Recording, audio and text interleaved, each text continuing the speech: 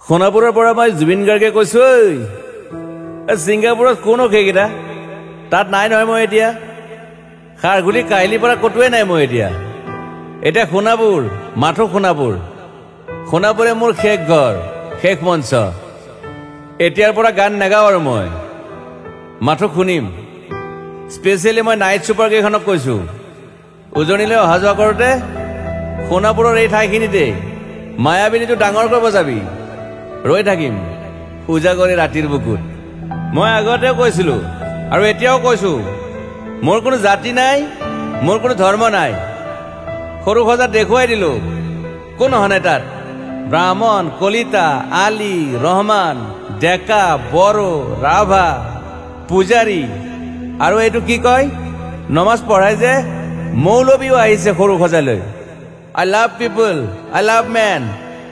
সেইবাবে মুখ্যমন্ত্ৰী হিমন্ত দাকো কৈছো মই বিৰোধী দলকো কৈছো লুৰি নকিল সকলোকে কৈছো পলিটিক্স নকৰিবা বন্ধু মই সৰু সজাইৰ মানুহৰ অসমখন বিচাৰিছিলো চাই থাকিম সোণাপুৰৰ পৰা খেলি মেলি হলে কষ্ট পাম উভতিও আহিব নোৱাৰিম যোৰহাটৰ মানুহখিনিয়ে কষ্ট পাইছে বুলি শুনিছো মোৰো যাবৰ মন আছিল প্ৰিয় ঠাই দেউতাৰ ঠাই উপায় নাই পলম হলে শৰীৰটোৱে কষ্ট পায় বাকী গৰিমা আৰু দেউতাই